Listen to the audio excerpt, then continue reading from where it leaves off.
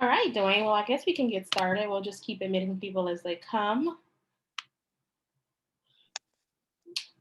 Hi, everyone. We are here today to just give you an update on the 2021 Michigan Social Work General Rules. As we know, there were some changes, and so we wanted to just give you an update. There aren't many today, but we think it's very important that you all are aware, and hopefully There's soon no here communication. you will also have some updates from LARA.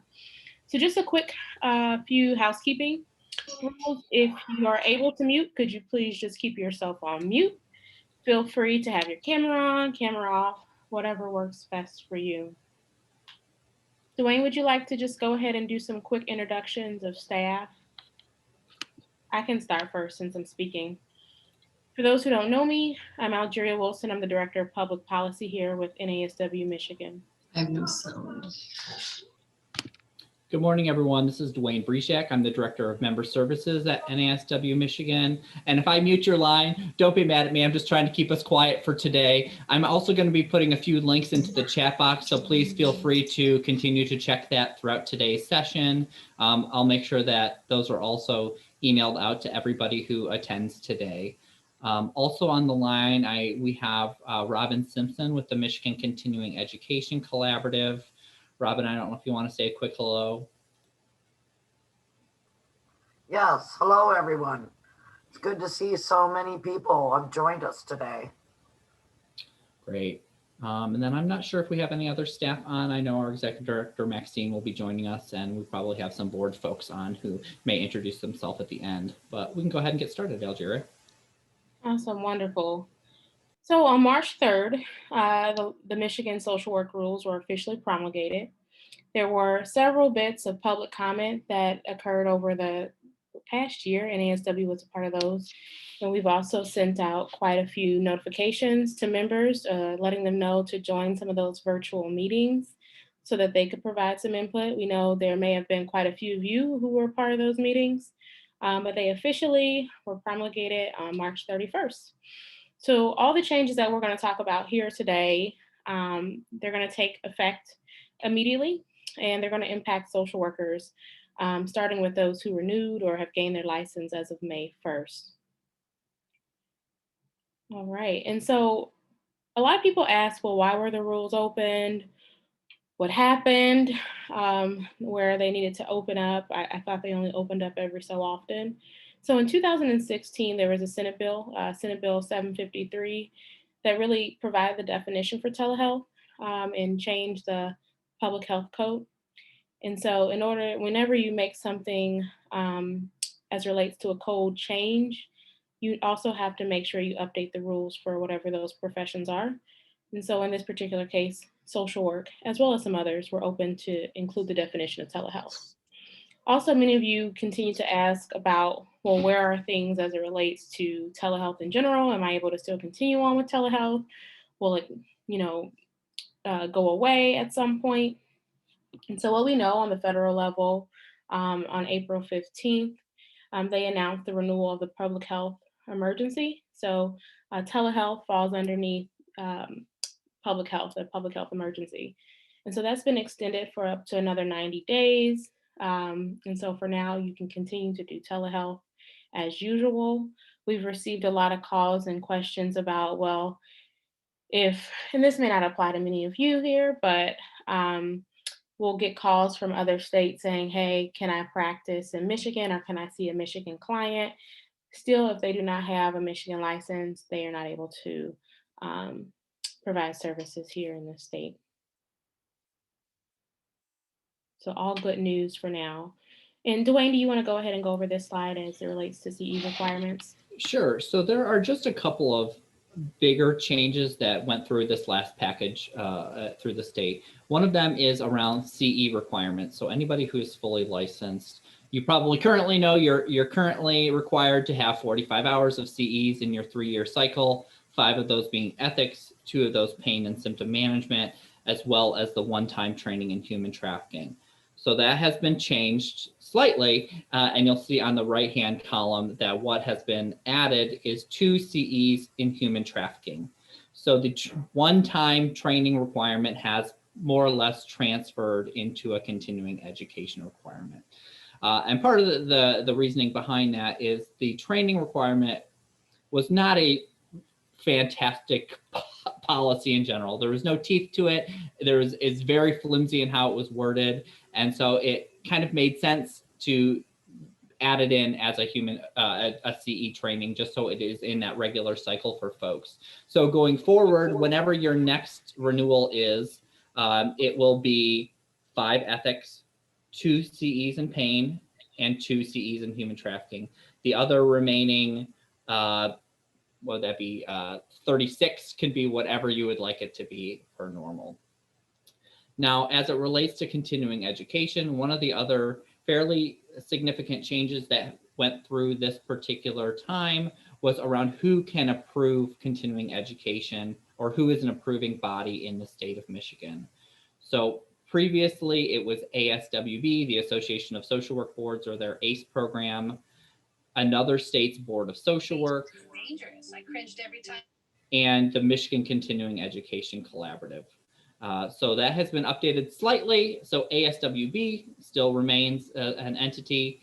The NASW National is an approving entity, and any state chapter of NASW is also, will be going forward, an approving entity for continuing education.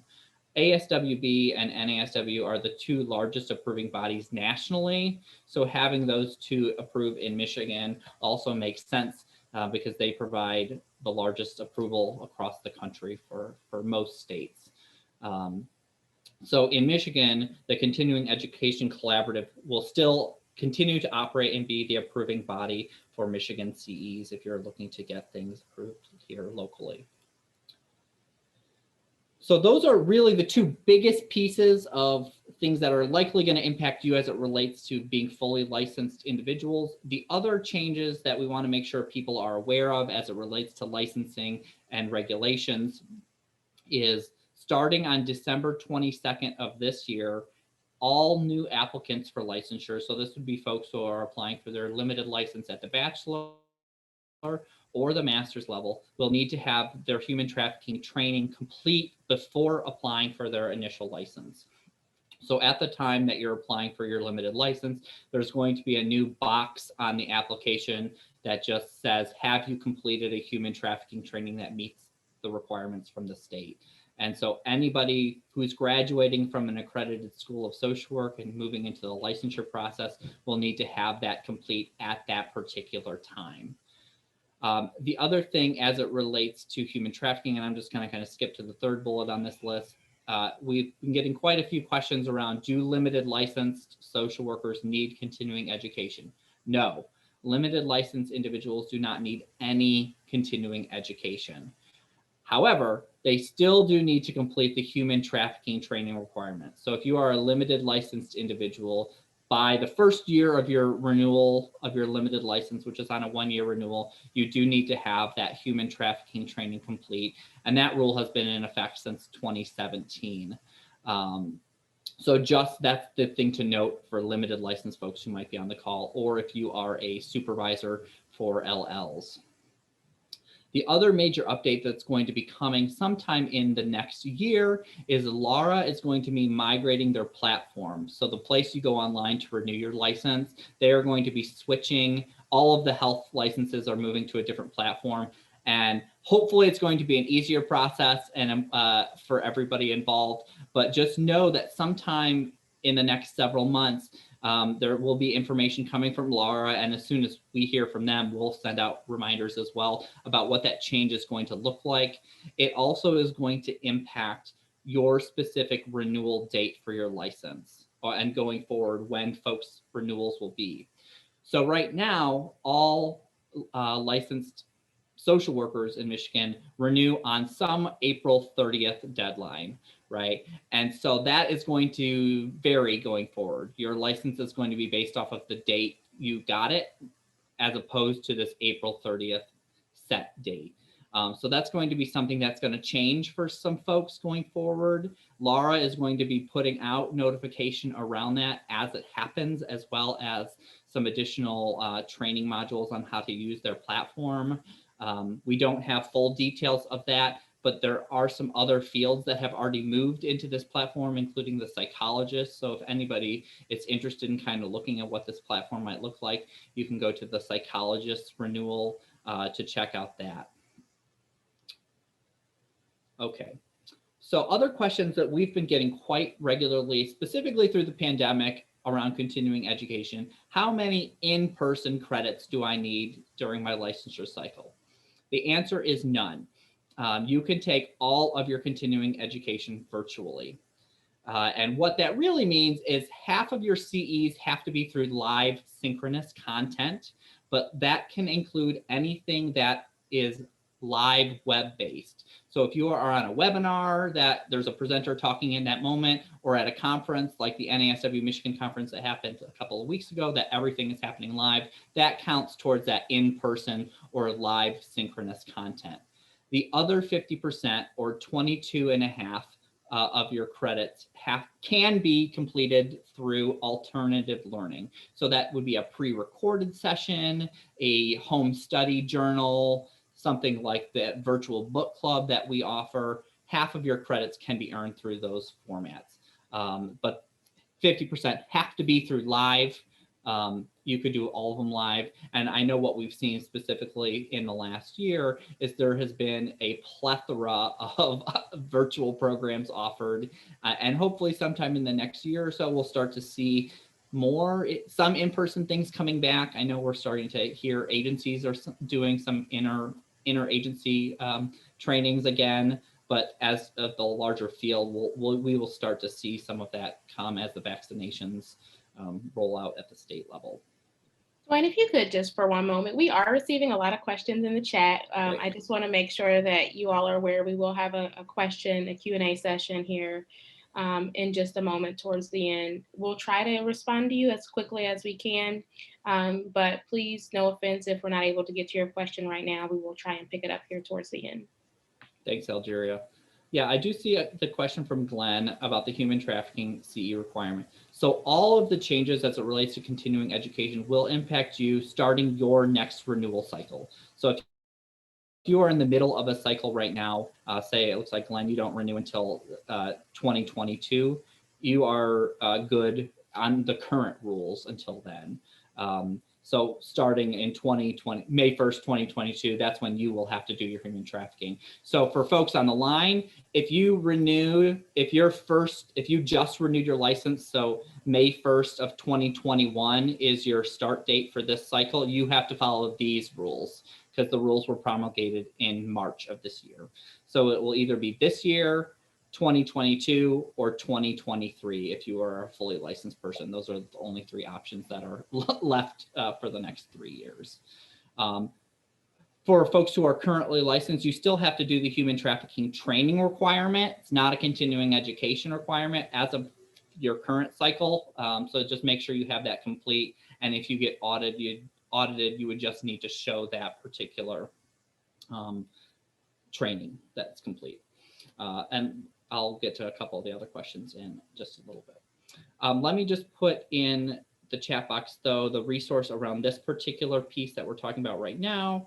And this gives folks the direct link to the clarification from LARA about the in-person rules, just in case you're getting questions at your organization or you're hearing this in the field. This is direct from the source from LARA. Okay, the other thing that's coming up quickly is the ASWB's changes to when folks can take their exam as it relates to their work hours. So beginning July 1, any limited licensed social worker will have to have all of their hours complete if they're a new limited license. So if folks get their license after July 1, they'll have to wait to have their hours complete before they can sit for their exam. Any individual who gets their limited license before June 30th is eligible to take their exam at any point. They won't have to have their hours complete before June 30th. As long as they have their limited license in hand by that time, you are good to go. So that's just one thing that I know a lot of folks who are graduating right now were worrying about, as well as the limited licensed folks who may be a year or two into their license. So as long as you have your limited license, you are eligible to sit for your exam before your hours are complete, as long as you have that before July 1. And I'll put that, some more details of that also into the chat box now. Okay, we also just wanted to make sure folks were aware of when the Board of Social Work meets, because that's where a lot of these conversations happen regularly, or discussions about upcoming rule changes or other things going on in the field. The Board of Social Work meets every other month. Currently, they've been meeting virtually since the pandemic. I know at some point they plan to be back in person, but I'm hoping that they'll continue to keep a virtual option open, because we've seen that their attendance has been much higher with that option. But you can see that their dates are upcoming May 25th, July 26th, September 28th, and November 30th. They always start out at 9:30 a.m. You can check the LARA website to get the specific Zoom links for each meeting. What you'll want to do is go into the agenda for that meeting when it is posted. Usually it's a couple weeks out, and you'll see the specific Zoom link for that session there. The other thing that we wanted to just have people be aware of is be just aware of any sort of scams you might be seeing out there. There's been a couple of things that have been brought to our attention over the last several months that may or may not impact folks out in the field. The first is anybody who may be receiving anything that looks like a legal challenge to your license. So you can see this letter that was put out by the Attorney General around scamming, costing a couple their life savings. This particular investigation was somebody who got a letter saying that their license was in danger of immediate suspension, and they needed to do XYZ to make sure that that didn't happen to them. So what the state is asking, if you get something that looks suspicious, please make sure to email or call LARA immediately with as much of that documentation as possible. Do not reply or send anything to any of these organizations or entities that might be reaching out to you, even if it looks like it's from official LARA letterhead, or it looks like it's coming from the state or a lawyer. Please reach out to LARA or NASW, and we can put you in contact with the right people to make sure that that gets taken care of. The other thing that I want to make sure people are aware of, and I think there was a question around this too, is make sure that you are getting your continuing education from an approved source in Michigan. We have seen some communication being mailed out to social workers with misleading information. So just make sure you are aware, like what we're talking about today, what entities can approve continuing education, what your specific CE requirements are. Again, limited license folks, you do not need continuing education at all.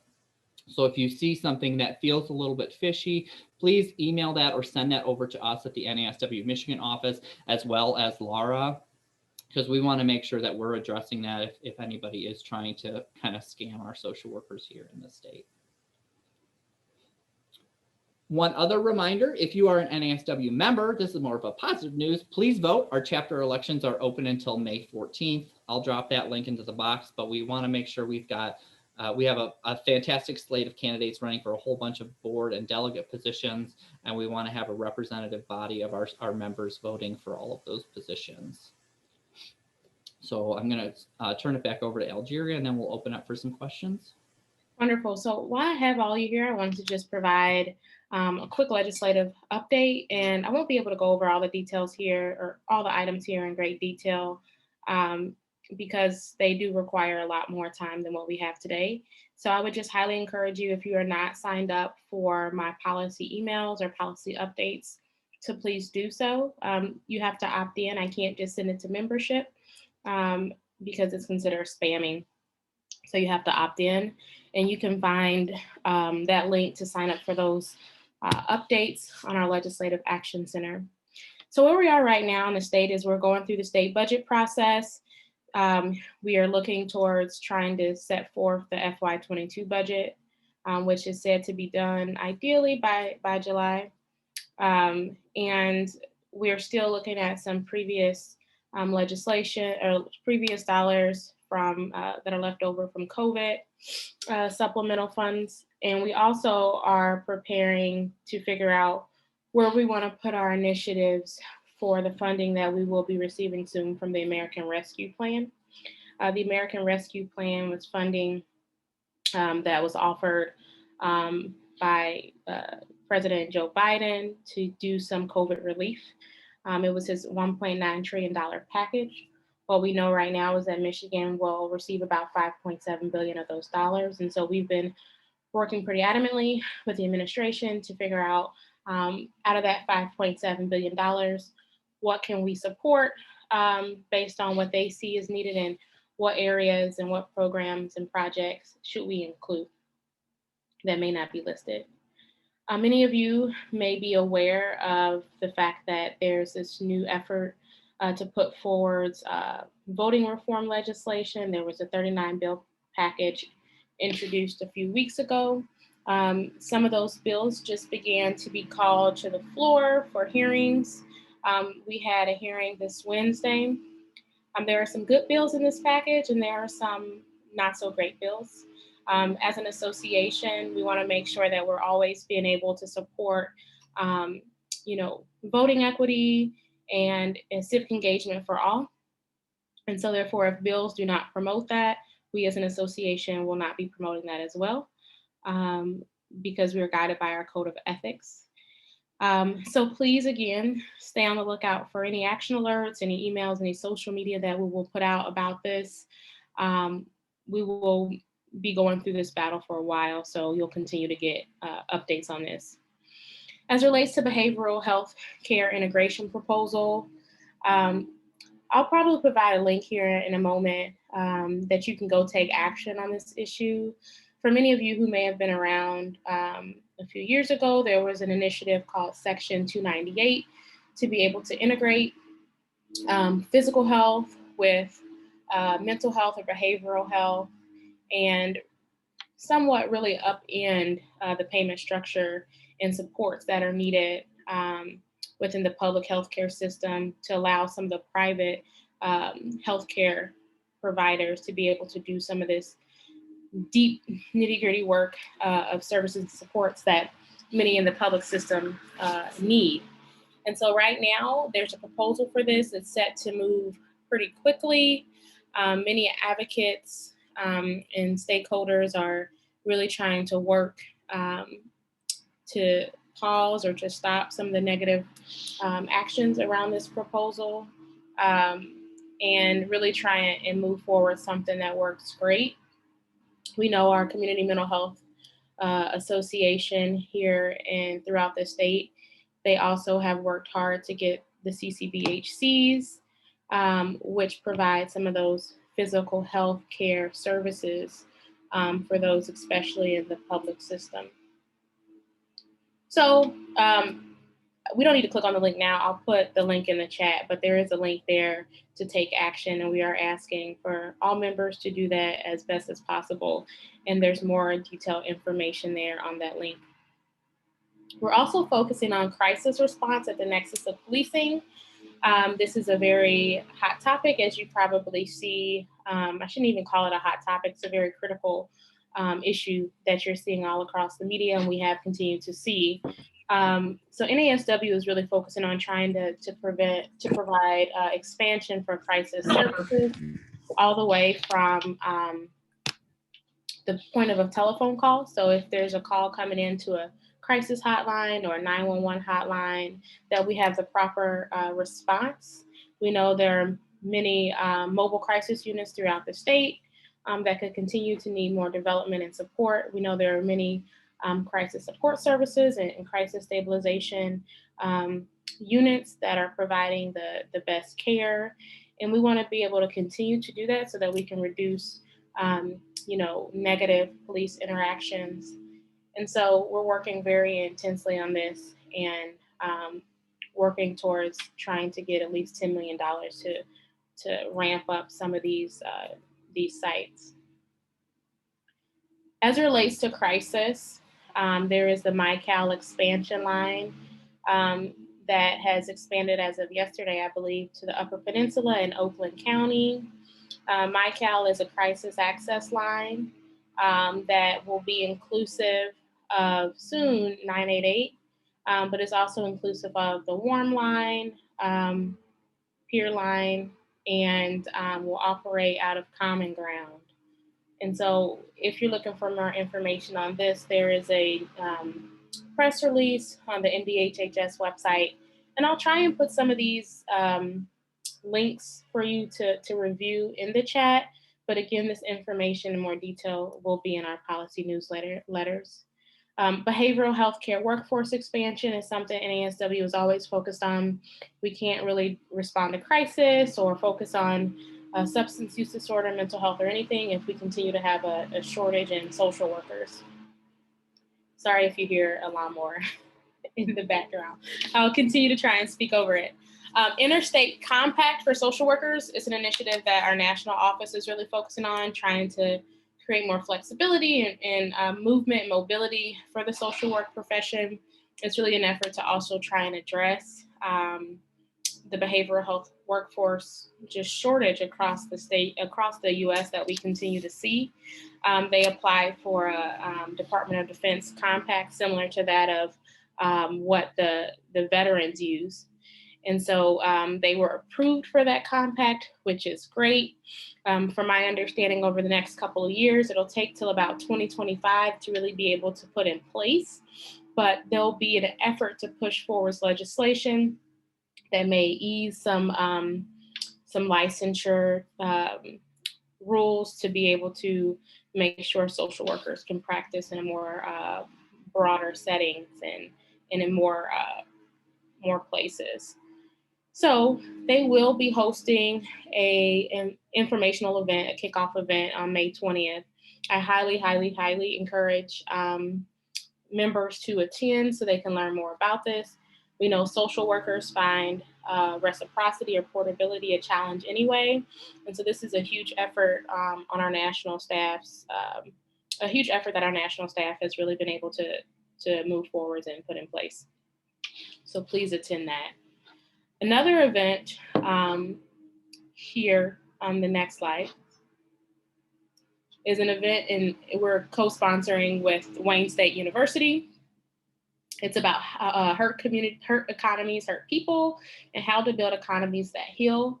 Morgan Simon is a renowned leader in economics and really just trying to build a strong capacity in communities. She focuses on, what is it called? I can't think of the term at the moment, I apologize. But more information is about her on Wayne State University's website. And then there's Regina Ann Campbell, who is over the Build Institute.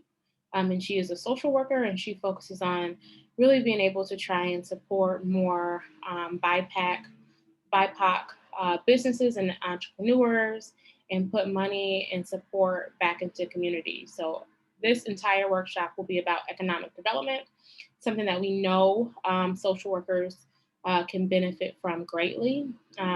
If you're able to attend, we highly encourage it. It's a very affordable event. Not only will a portion of the proceeds go to the Build Institute, or a portion of the proceeds will go to the Build Institute to be able to further some of that economic development. And we also have a fundraiser going on right now on our Facebook page. And so you'll see a photo there about how you can go ahead and offer some support to the Build Institute. We will keep that fundraiser open through that first week of May 4th, and it'll end towards the end of that week. So please, if you're able to donate, we highly encourage that. Right, now we're on to the questions. Actually, Duane, before we go to questions, I'd like to do a quick walkthrough of how we get to some of these websites, because that might also help provide a pathway for people to get some of their answers after this call. So give me just a moment. I'll shut my 50,000 tabs. While you're getting to that, Algeria, I'll just answer a couple of questions that I saw coming into the chat box. So the first question was around the human trafficking training requirements. So whether it's the training that's the existing rule or the continuing education, which will be coming your next renewal cycle, really what you need to make sure is included in that training are these 4 content areas, and I'll just zoom in a little bit. So whatever sort of training, whether it's continuing education or if you're a limited license, just a training, what needs to be included is understanding the types and venues of human trafficking in the US, identifying victims of human trafficking in healthcare settings, identifying the warning signs of human trafficking, and resources for reporting. So those 4 pieces of content must be included for that particular training to count towards your requirement. Hopefully those are pretty specifically stated in the learning agreements or objectives in any sort of training you take, but those are the 4 pieces that were outlined in 2016, 2017 when those last rules went through. And I'll put this, I think I put this already into the chat box for folks if you want to access this document. It's something that we put together. Duane, will you be updating this with the new rule requirements? Yeah. Now that the CEs will be in place, we'll make sure that we will include that as an additional line in here, that for fully licensed folks, you'll need 2 CEs every renewal cycle. Okay, great. All right, so I believe I can share my screen now. Nope. Let me unshare mine, and then you should be able to share yours. Oh, okay. That makes sense. All right, go ahead. So the fastest way to get to the LARA social work website, honestly, you could just do a quick LARA Michigan social work search, and it'll take you right to the link for the Board of Social Work. On this page, you'll see all the information you need to know about CE requirements, social work applications, and things of the sort. However, if you scroll down, you'll see here the remote meeting schedules, the agenda for those upcoming meetings. And when you click on those links, it will show you the time as well as provide you with the link to the meeting.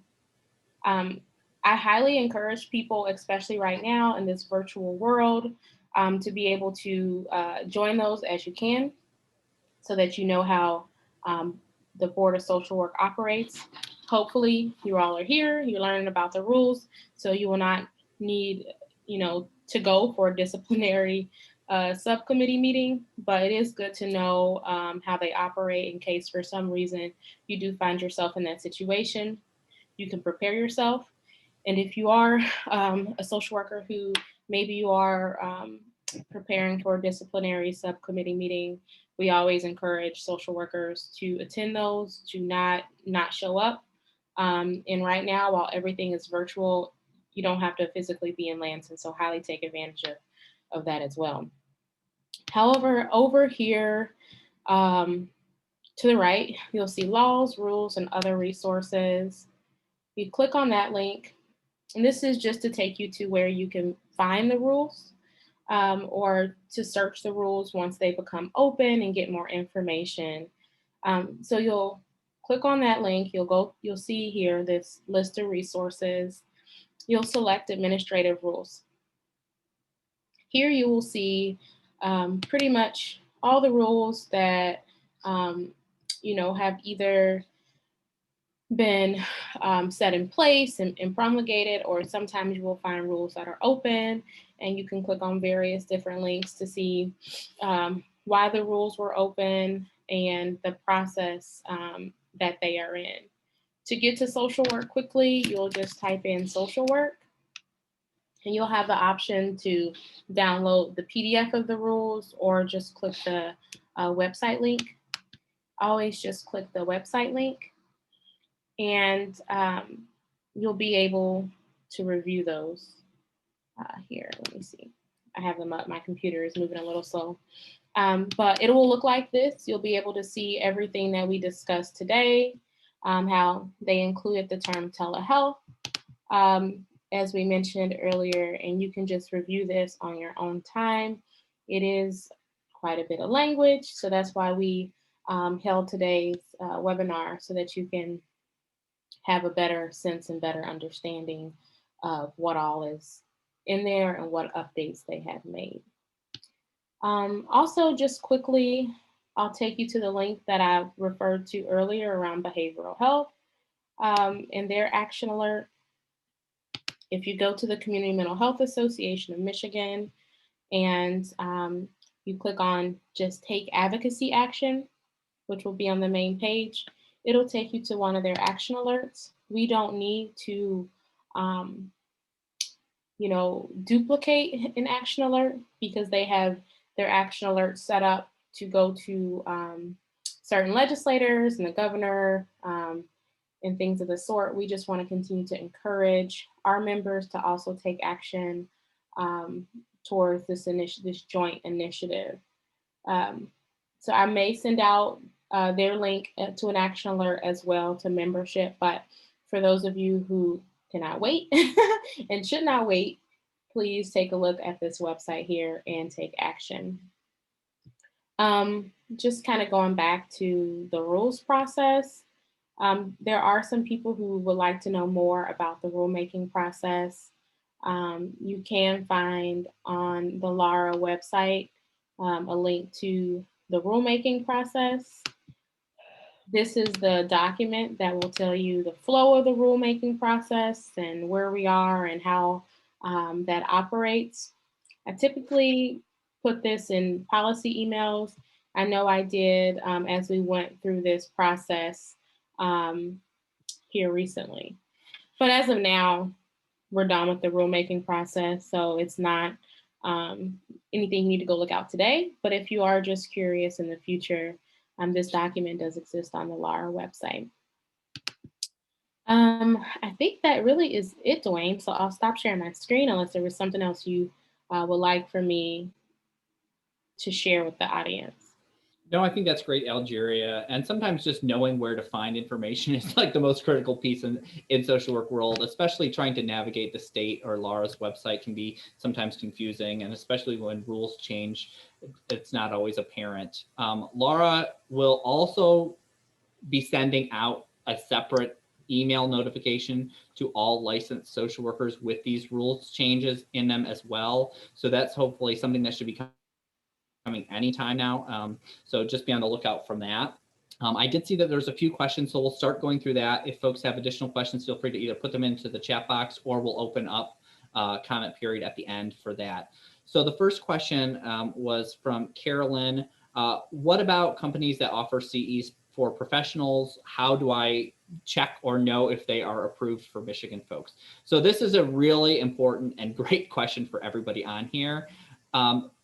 Any entity that's offering continuing education should have an approval statement on their marketing material. So it should say something like, for an example, NASW-Michigan. NASW-Michigan is an approved provider through the Michigan Continuing Education Collaborative provider number, whatever that number is. Or X organization is an approved provider through ASWB's ACEs program. We know that this is not always the case. So if you are looking at a training that says that it offers CEs, but it does not clarify anywhere on that document or on their website who is approving that, please reach out to that organization before you pay for any course, because you don't want to take something and realize that it's not approved. Or maybe you still do want to take it, but are just not going to get continuing education, especially now that we're in this a little bit more virtual space where there's a lot more programmings from out of state that you might be interested in attending. Please make sure to check before you sign up, especially if you're kind of leaning on those CEs for your requirement, checking to see if they are approved for Michigan folks. Robin, I see you got your line open. Yeah, I just want to add that you have to be careful of the language that providers are using. When they say our CEs are recognized by or accepted by, does not mean that they're approved for Michigan. So you always want to see an approval statement with an approval number or an approved provider number. It's really a buyer beware situation out there right now. And you just need to read the information very carefully.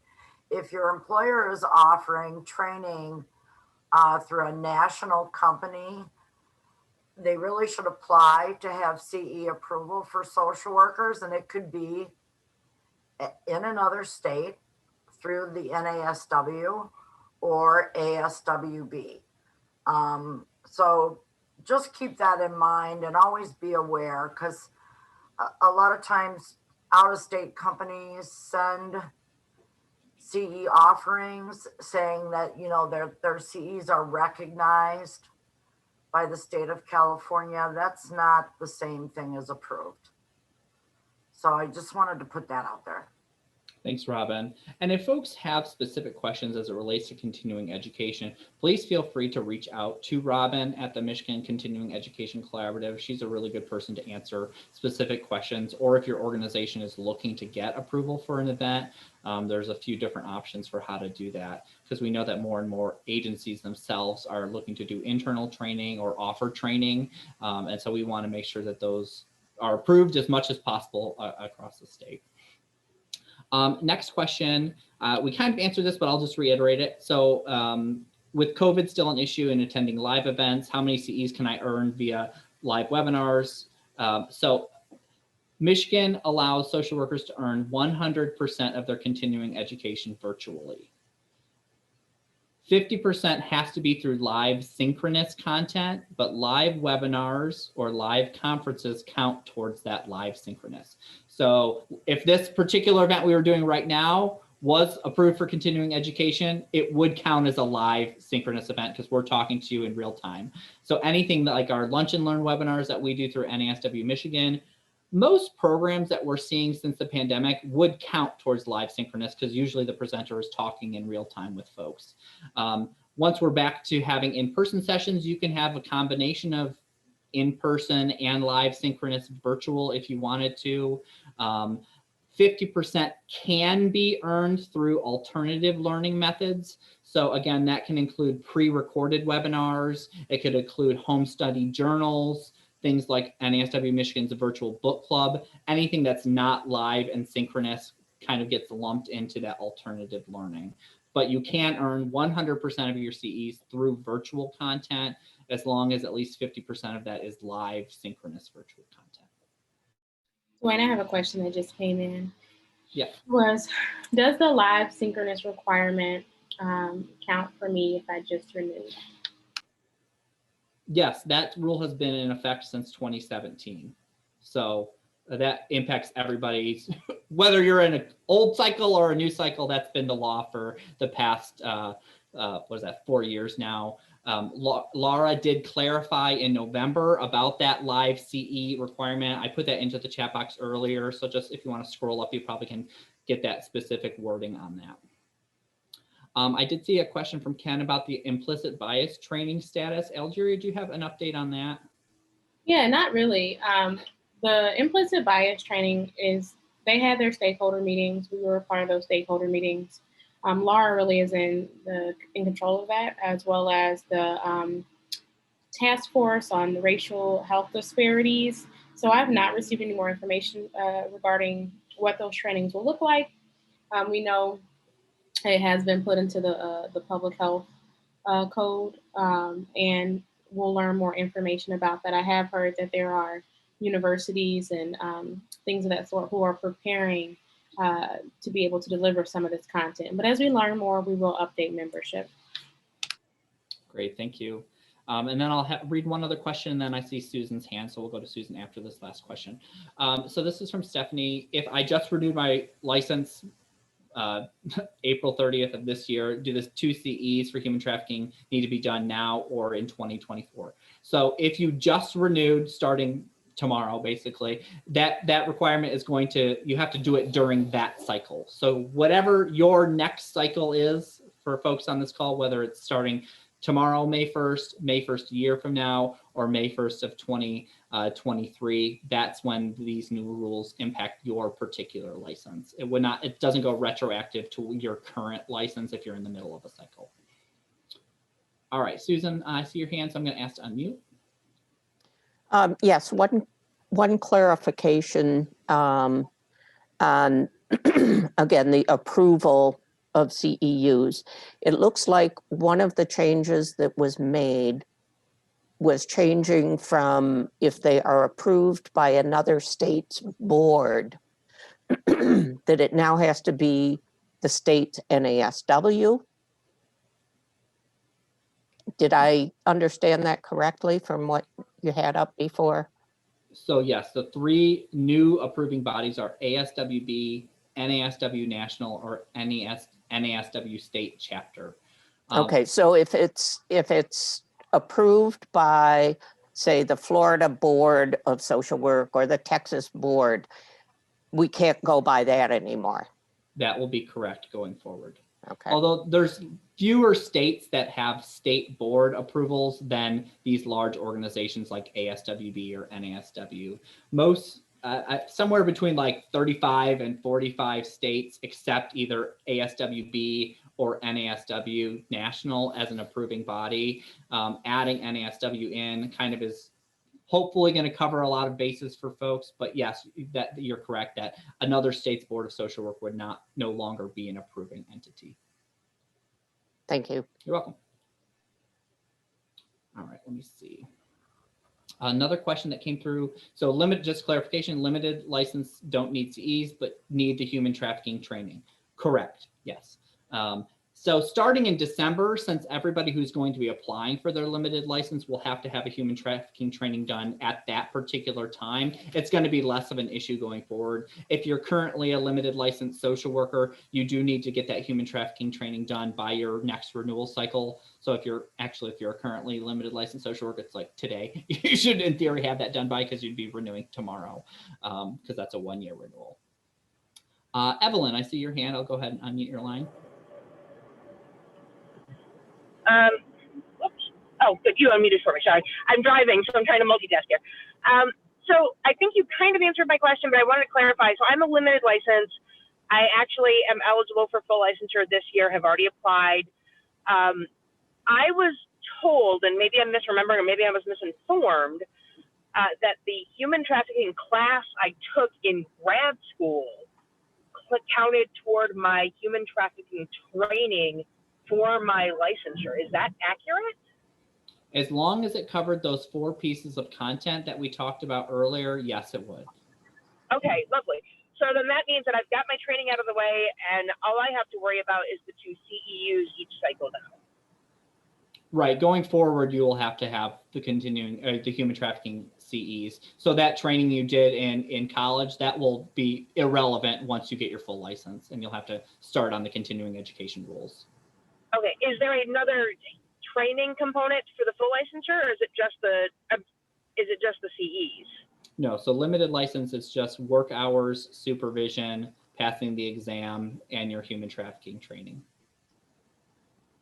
Right, but for the full licensure, the human trafficking component, is that just 2 CEs, or is there a human trafficking training for the full licensure and then also CEs? No. Sorry, I got confused in there somewhere. That's okay. Fully licensed folks have to do continuing education, so there will no longer be a separate training requirement. Okay. Great, thanks. All right, Robin, I see your hand back up. Go ahead.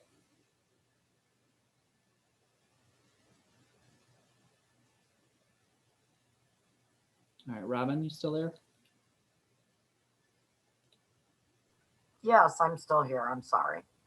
One other thing I wanted to clarify is I'm getting a lot of calls from people who are being denied registration for trainings because they do not have a camera.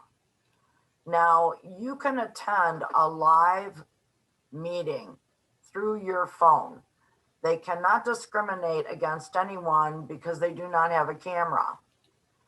They're going to have to figure out a way to verify your participation and attendance, but you cannot be denied access to the live training if you don't have a camera. Great, Robin. That's a really good clarification. All right, so I just want to put this slide back up just so while we're getting questions answered, if anybody has anything else related to that. Okay. Question from Jennifer, should I ask MASSW, that's the Michigan Association of School Social Workers, if I'm a school social worker for any CE requirements specific to that? So in terms of your social work license, there are no additional training requirements to be a school social worker. If you have a school social work certificate, you just need to make sure that that is continually maintained under those standards. So if you need to check in with MASSW about that particular credential, you may need to do that. But as it relates to your social work license in Michigan, it's the same for everybody, regardless of your specialty area. We will put this PowerPoint slide up on the NASW-Michigan's website too. I see there's a couple requests for that. All right, Terry, I see your hand up. I will ask you to unmute and go ahead. Hi, thanks for answering my question earlier, but I still have some, I still need some clarification on the CE issue. I just renewed actually today. So I have 3 years to work on these CEs. With the pandemic, let's say I get all of my CEs done virtually, like you had just said we could do, but then in let's say 2.5 years from now or whatever, they change back to 50% has to be done in person. Will my CE still qualify? So let me just, I think this will be clear. There's been no changes with COVID. It's always been you can attend 100% of your continuing education online.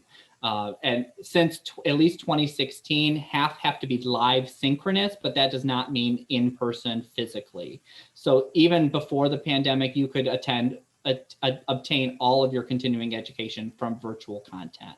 So that's not going to change going forward at this point. And so you'll be good to go regardless of how you earn your CEs, as long as half of them are live webinars. Great. Thank you so much, Duane. You're welcome. All right. Let's see what other questions have come through.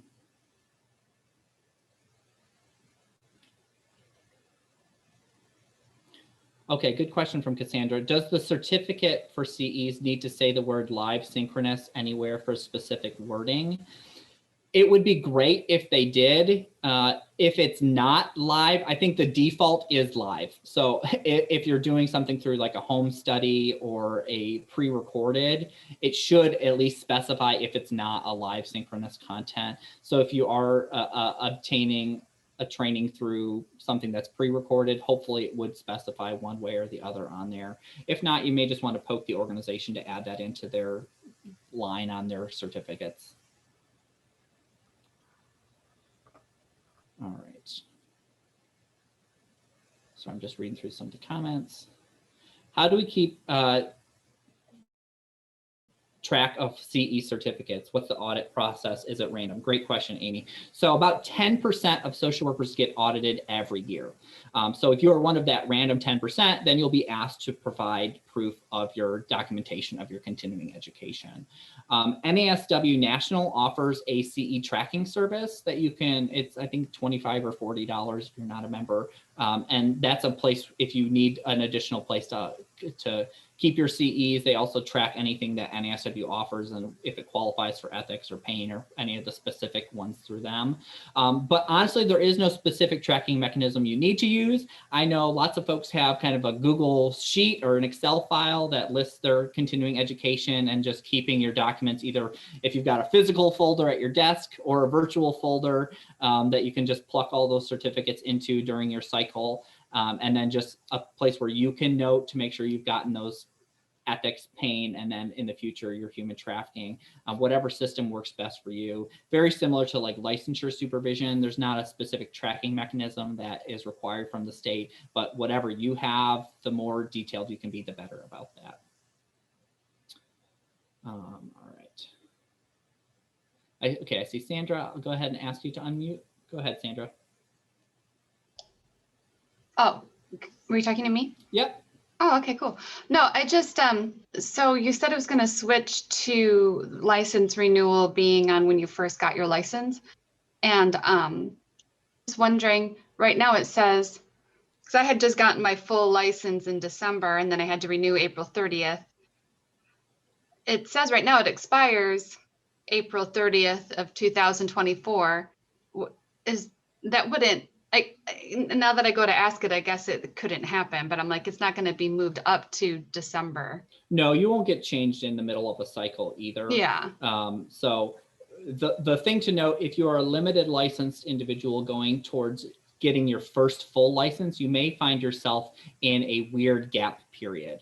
So as of right now, because everybody is on an April 30th deadline, say you get your first license January 1st, you may have like a 4-month gap where you're getting a full license from January 1 to April 30th, just to sync you up with that May 1st renewal timeline. During whatever that shortened period is, you don't need continuing education, even though you're fully licensed. And none of your CEs, if you did earn during that gap period, would count because you're not yet on a full 3-year cycle.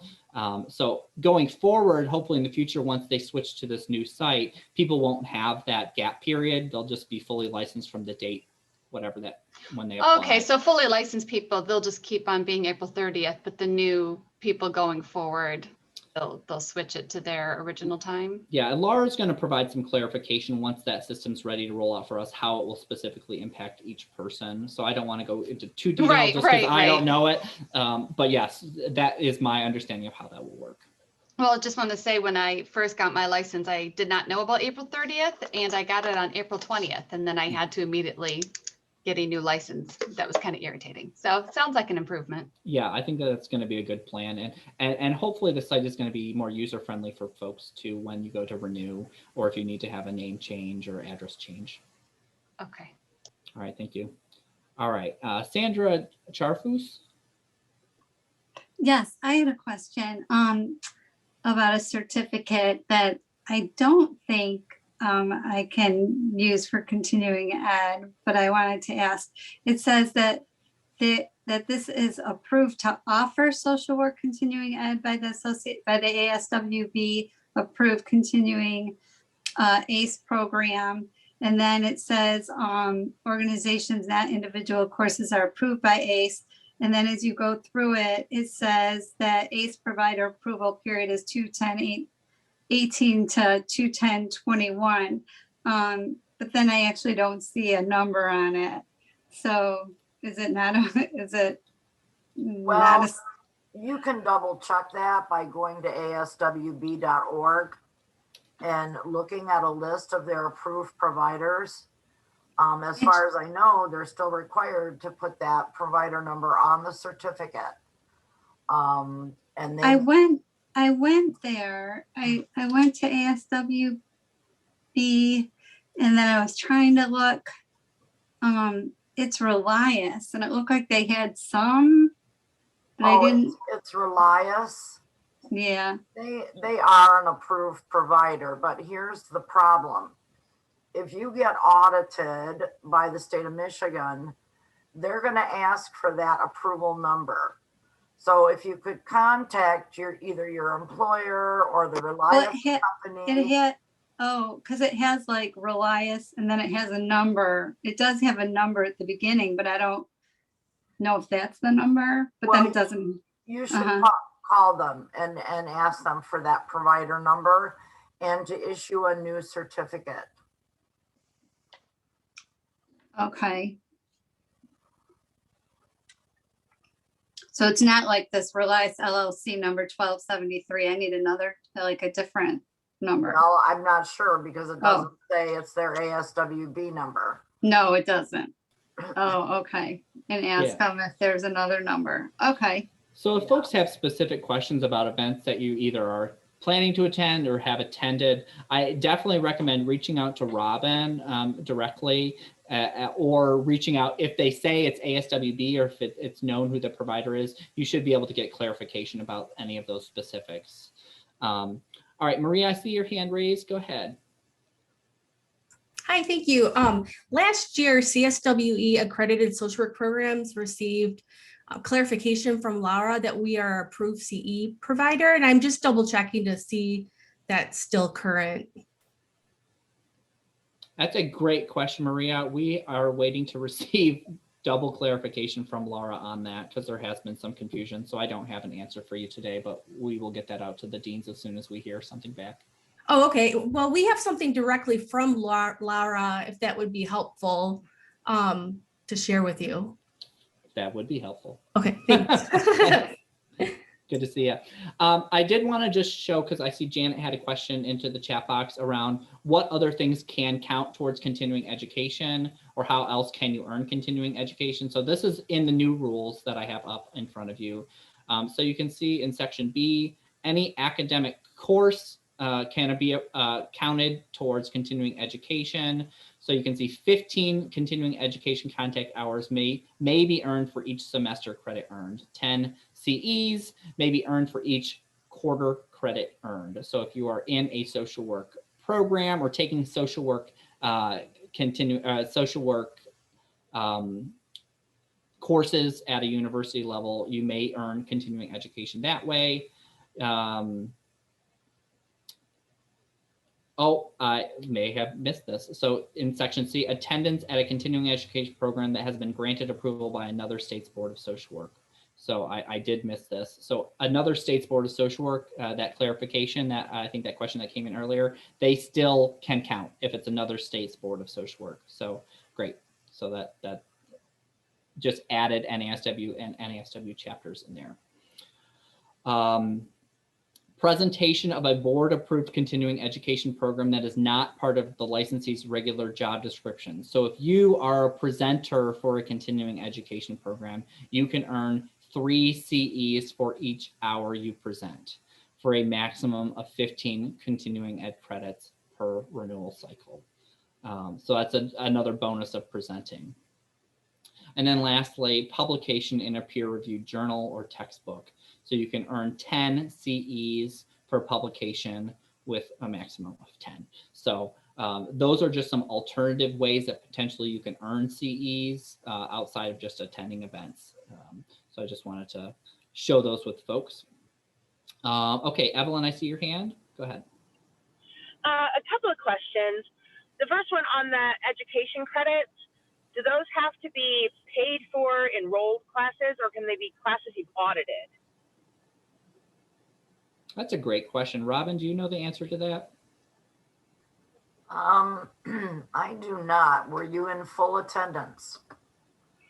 So I'm thinking like future. I don't have any academic classes that I've taken, but if I wanted to go to, if I found a class at a university that was interesting and I just wanted to audit the class. Well, you wouldn't be enrolled. You would just be auditing. So it specifically says enrolled in. Okay, so it has to be enrolled. Okay. Yes. And then how do you go about, like, who would we contact to get something approved for CE? So like, for instance, I just completed mental health first aid instructor training, and in Michigan, that doesn't count for CEs. Yes, but it does. Yes, it does. Interesting, because they very specifically said it didn't. Who said it didn't? The National Council. Well, I've approved several mental health first aid trainings. Nice. You would apply through the collaborative, and I put my email in the chat. Just contact me, and I'll walk you through it. Okay. So you're planning on getting approval, not for you, but for a class, right? Well, so I was thinking when Duane was talking about if you're teaching a class or teaching an event, that you could get CEs for teaching. As a mental health first aid instructor, if I am teaching mental health first aid, it has to be pre-approved though. The training has to be pre-approved for the instructor to get credit. So each individual instance of training would have to be pre-approved? Yes. Okay. Great. All right. Thanks, Evelyn. Other questions? Anybody else? Feel free to either raise your hand or put something into the chat box. I think I've gotten most of the ones that have come through so far. Someone did ask, are we offering CEUs for this meeting? No, we are not. This does not qualify for meet the qualifications to offer CEs. But we've got lots of stuff. Feel free to visit the NASW-Michigan website. Lots of good things coming up. Or socialworkcec.com. Thanks, Robin. Yes. And Duane, it's not, oh, yep, go ahead. hi, this is Ken Sherman. How are you? I can. I had a question I put in the chat box to you and Robin, but I didn't get a response. So Robin had mentioned about getting CE credits if you attend a program via telephone. So I wanted to know, where is that documented to substantiate that in case there's an issue? Well, I have an email from LARA. I would have to dig that up. So if you want to contact me, I'll try to find that email and forward it on to you. But I had to go directly to LARA because I was hearing a lot of different stories. We had providers that were telling people they couldn't attend. And so I went and got clarification. Because when you attend a Zoom, I mean, one of the options they give you is to phone in to the program. So to me, that would mean that if that's, you know, an option, that's kind of like an implied contract that you should be able to get CEs without getting hassled about it. Absolutely. And, you know, it's also, you know, against ADA standards. If you have a seeing impaired person, they need to call in. They're not going to be able to do this through a camera. So yeah, I did get clarification that that would be acceptable. I'll have to forward that on. Just shoot me an email. Great, thanks, Ken and Robin. All right, I'm going to go to Anwar next. Sorry, thanks, Duane. I just want to clarify. Great. So I understand the CE requirement for human trafficking and that it's 2 credits. Will this be a requirement for each cycle? Yes. Okay, so Yeah. it's no longer just a one-time Correct. requirement. Thank you. You're welcome. Yeah, and I'm going to guess because of the training requirement still is going to impact people applying for their first limited license, that many of the schools of social work will offer trainings for their graduating students. So they have that done by the time they're applying for their limited license. Yeah, this will be a 2 CE per cycle. All right, Colleen, I see up there. Hey. Hi, thank you, Duane. I just wanted to check with Robin. Did she say that there's a second place for people to get trainings? Like Duane, you said you can get trainings online at the Lunch and Learn, and then Robin said something else, and I didn't quite make that out. Yes, it's the socialworkcec.com. Those are all of the courses that have been submitted to us for approval. They're not all NASW sponsored. However, they are all approved for continuing ed. And all of the details about each program is listed once you click on a course title. 95% of them right now are live Zoom trainings. I do not have the cost on there. It varies by CE provider. So just click on the registration link or contact the person listed and they'll be able to tell you. Okay, so those are on the same page as the Lunch and Learns, right? No, they are not. It's a different website. Okay. It's socialworkcec.com. Okay. Yep, and that's the collaborative website. So anything that's been approved and is open for people to attend outside of the agency, it will be posted on the collaborative website. Okay, because I'm just thinking at the back of my mind, you know, with this human trafficking thing, who are we going to find? Who are we going to track down to get?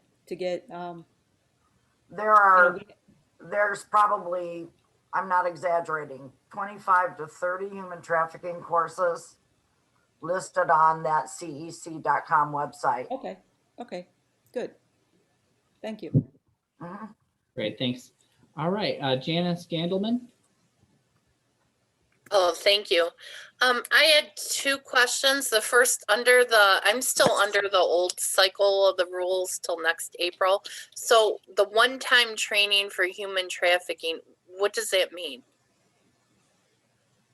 So that is the from 2016, the law that mandates any licensed health professional, including social workers, need to attain a human trafficking training. And so I don't know if you were on earlier when we showed this 4 specific content areas that need to be included for something to count. But that is what that is. And I'll put that into the chat box again. It does not have to be, it doesn't have to be a continuing education program.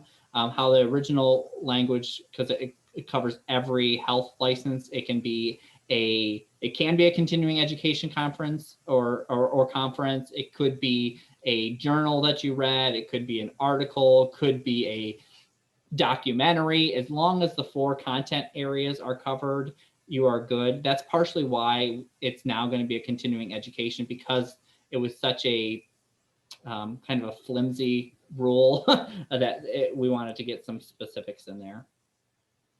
Okay, thank you. And then my second question actually has to do with the license. I'm a school social worker and doing telehealth, teletherapy with some students. And one student is leaving to go for a few weeks to a different state. Am I allowed to provide social work services telehealth with my license, even though I'm not licensed in that state? So what folks should do is, in COVID land, there has been a lot of rules changes across the country. ASWB has a really good part of their website that specifically looks at any regulatory changes that have been made over the last year. And you can click on each state. So if your client is in another state, you can check that. It is the general consensus ethically that if your client's only going to be gone for a couple of weeks, it's okay to continue treatment with them as long as it's not a long term. If it ends up being months or years, you're going to definitely need to refer them to somebody who's licensed in that capacity.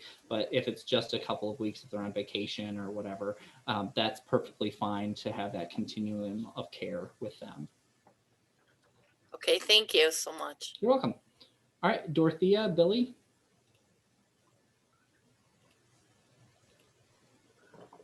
Hi, I have a question. My question is, will there be an app in the future for the NASW? That's a great question. We are pushing the national office to make that a thing. So there's no confirmation, but we are definitely looking at that as an option for the association. I would love to see it happen. So thank you for reinforcing that. I'll push that up to our national folks again. Okay, thanks. This is like the only way you can get on it is via the website. It would be much easier if we had an app. I agree. I'd love it. All right, thank you. You're welcome. All right, I just see a question from Cassandra. Can you please link those 4 content areas about the human trafficking in the chat box? Yep, I'll do that now.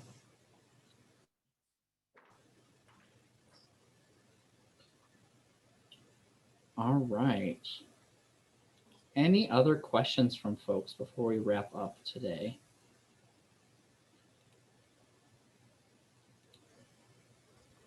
Hi, Duane. Can you hear me? I can. I was wondering, sorry about that.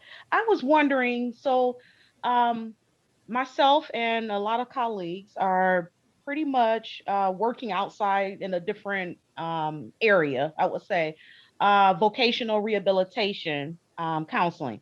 So they offer CRCs, but to individuals, but majority of the staff are social workers. So we don't have much leeway in there because, they're offering CRCs, not the CEUs. And I was just wondering, what does the agency need to do to actually begin to get approved to offer those? That's a great question, Michelle. If an agency is looking to have programming, say you already have existing programming or you do a monthly event or whatever it is that you want to open up, either for your staff to get CEs or if you're opening up to a larger audience, you should contact Robin at the Michigan Continuing Education Collaborative, socialworkcec.com, or you can reach out to ASWB. It really depends on kind of the level of approval and what you're looking for. If it's something that's like a national program, you may want to look through one of the national organizations, but if it's really something more Michigan focused, the collaborative is likely where you're going to want to go. and it's going to be more cost effective because organizations can apply for single provider. So if you're just doing one event that you want to approve, or if you're looking to do something regularly and you want to get a yearly approval, there's various things that an agency can do. So I would recommend having whoever's hosting that, putting on that training, or if you have a kind of education person that's organizing all of that, reaching out to the collaborative. Okay. And my second question is in regards to supervision. I'm fully licensed. So I understand that there are new requirements. What are the new requirements for providing supervision to MSWs? There's been no changes made for supervision. Oh. So, Okay. I mean, we offer training around that, but there's nothing, at least as of right now in Michigan, to be a supervisor for a limited license individual, all you have to be is fully licensed and have the designation, so clinical or macro, that your limited license is going towards. Some states like Ohio have a special supervision or supervisor certificate that you also have to do that, but we do not at this point have that in Michigan.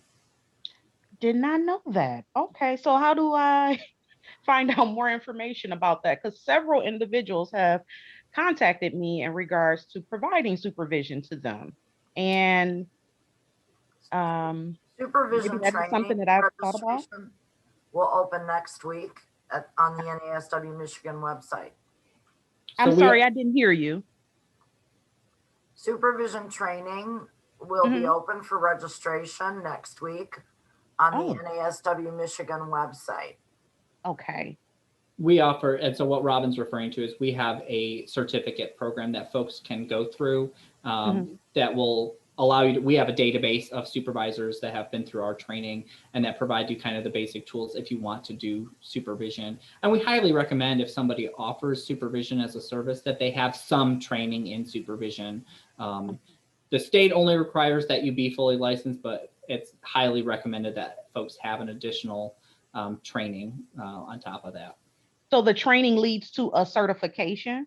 Correct. Okay. Through us as an organization. Okay. And so if you also want to be added to a statewide directory for folks who offer supervision services, then that's also what is tied to that training. Okay. Thank you. You're welcome.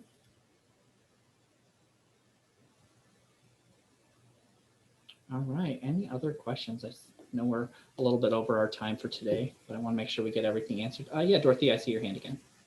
Okay. So I think you asked the question earlier or answered it earlier, but I just want to have clarification. Sure. So the licensure for the state of Michigan is going to be closing starting June if you're graduating. So for example, I'll be taking my last class May 10th, but graduation is May 5th, but my last class starts in May 10th. So my last class will end in, I think, the end of June or the beginning of July. So that will give me time to do the licensure, would it? So what's coming July 1 is if you are any social worker who gets their limited license before June 30th is eligible and will remain eligible to take their social work exam regardless of how many hours they have completed. If you get your license after July 1, you will have to wait until all 4,000 of your hours are complete before you are made eligible to sit for your exam. So that's the difference. So you're going to be probably right in that range of maybe you'll be able to sneak in, because it's going to take for however long you graduate, plus however long it takes for your school to finalize their transcripts. And then you'll have to get your application into the state and your fingerprints taken. So usually it takes between 3 and 5 weeks to complete that limited license application process. But it sometimes really just depends on how quickly your university turns around the final transcripts post-graduation. So you're going to be in that real close boat likely. Okay, thank you. And it's not about when you apply for your limited license. I see this question from Jennifer in the chat. It looks like it's directed to me. So it's not when you apply, it's when you receive your limited license. So you have to have the application, the fingerprinting, and your transcripts in to be able to get your limited license. Oh, yeah. I won't be ready. Yeah. So don't worry about trying to study for the exam quite yet. All right, Tara Allen, I see your hand raised. Yes, I have a question regarding like the last renewal cycle. So I had to renew my license April 30th of last year. And because of COVID, I had planned to take a ethics course in person, but it was canceled. And at that time hadn't been rescheduled. So I did not complete ethics training prior to my license being renewed. So I was under the understanding that because of COVID, like that was kind of waived, that, that if you had planned to take something and were unable to do it because it had been canceled, that there wasn't a concern. But I guess I just want to double check. So I kind of came on late and then I saw that there maybe were some changes regarding that. And I just wanted to double check that that I should have been okay to renew and I'm okay going forward. That's correct. If folks renewed last year and had a couple of CEs that got canceled that were kind of your final, the state did allow for folks to renew with that waiver in place. It's not if it's one, it sounds like for you, it's one ethics, that would be perfectly fine. If somebody tried to renew or got audited and they had 30 of their 45 that were outstanding, the state is not going to probably accept that as an excuse. But if it's one to, it's a few, that's going to be perfectly fine. And if you get audited, then you would just want to provide that with the rest of your CEs as probably a written statement. The missing one ethics was planned at this time with this organization, but it got canceled. Now, I don't imagine you'd have any problem with that. Okay, thank you. All right, Hannah. Hi, can you hear me okay? Can hear you. Okay, perfect. So I just went through applying for my limited license. I'm waiting on transcripts from Wayne State. But my question was, I had gotten an email from the NSW saying I needed to send back the cover letter along with my fingerprints and my transcripts. And the lady that I went to fingerprint said that she doesn't give me anything. I don't send anything. It's just, it gets sent straight to the state and I don't have to do anything else. And I was wondering if that was true. So just clarification, the letter you received back would not have been from NASW, it would have been from LARA, because we don't handle any of your license. So just right, yeah. So what happens once you get that letter back? Basically, LARA has created an account for a limited license. Once you've submitted your application, you would have gotten that letter saying, please go get your fingerprints taken, have your transcripts sent. When you go to the fingerprinting location, they just automatically send your fingerprinting information to LARA. So you don't have to worry about that. Same thing with once you send your request to your university, they'll email the transcripts right over to LARA for you. Okay, so I'm all good then. Okay, cool. Yeah. Thank you. You're welcome. All right, any last questions from folks? I had one quick question. So right now I'm a limited license and I am planning to become fully licensed.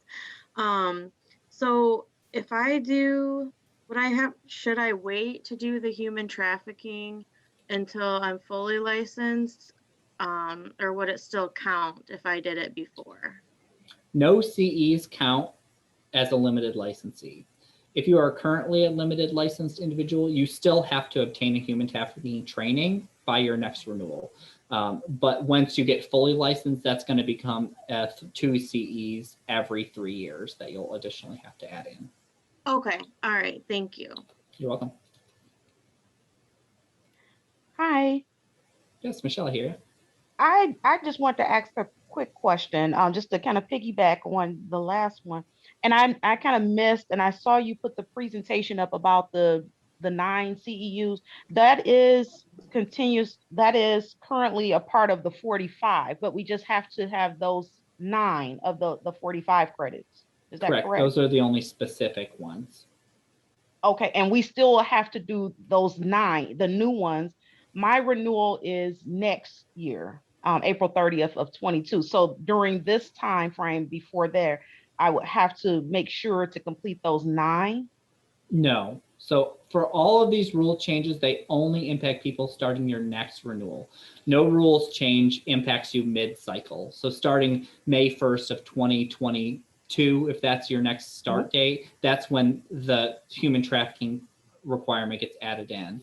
So for anybody who's in your current cycle, it's only the 5 ethics and 2 pain management. Okay. And lastly, today's presentation, I'm sorry, I'm not so techie.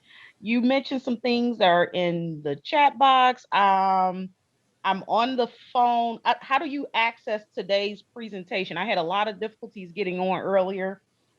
Is there some way to have it emailed to me, or we'll have the recording available on the NASW-Michigan site and on our YouTube channel. So if you want to review anything, and that will also be the web page will also have some of the handouts or the links listed.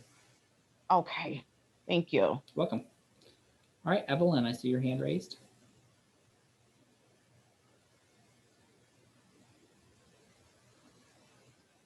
Apply for your limited license early. I had a job lined up the year that I graduated, and I graduated in April 2019. I started my application process in early March and was granted my license by the end of April that year. So no guarantee it'll still get you in time to hit that June 30th deadline, but you can start that application process early. Yeah, we do recommend, if you are graduating, to send in your application about 2 weeks before graduation to at least get the wheels moving on that. And so then hopefully by the time that your transcripts are finalized, that will be the missing piece. It's not recommended that you send in your application much earlier than that, because you don't want it just sitting at the state with no further action taken, but usually a couple weeks is a safe bet.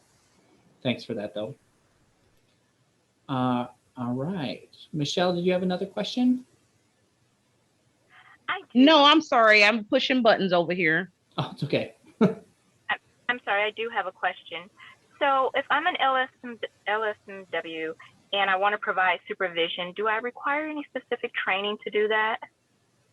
The state of Michigan does not currently require supervision. Supervisors have any additional training or certifications. However, as a practitioner, you should have competence in supervision before you offer any of those services. So that's partially why we developed our training, but there are lots of other options out there. But the state does not require it, except that you be licensed and have the designation, either clinical or macro, that your limited licensees would have. All right, Whitney.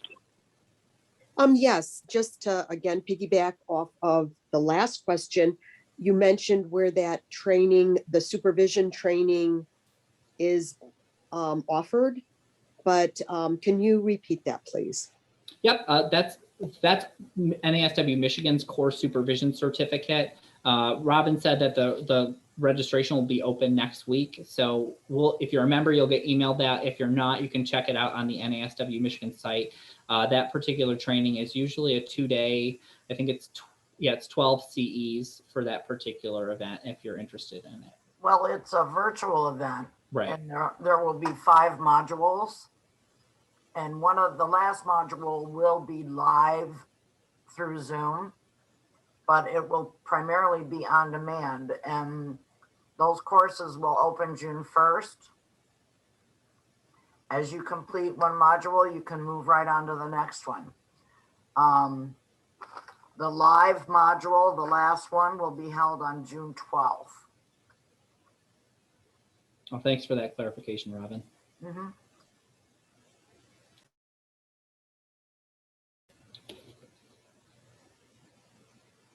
All right.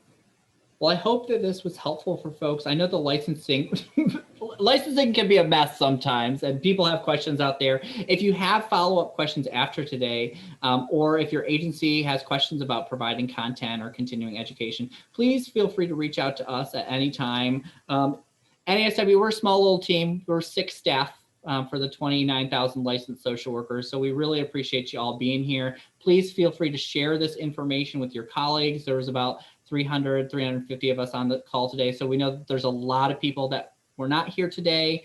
You know, the changes weren't huge this time around in terms of what changed, but we want to make sure that everybody's clear as they get ready for their next renewal cycle. So again, thank you all. Hope everyone has a great weekend, and we'll see you soon. Thank you. Thanks, Sabrina. Bye, everyone.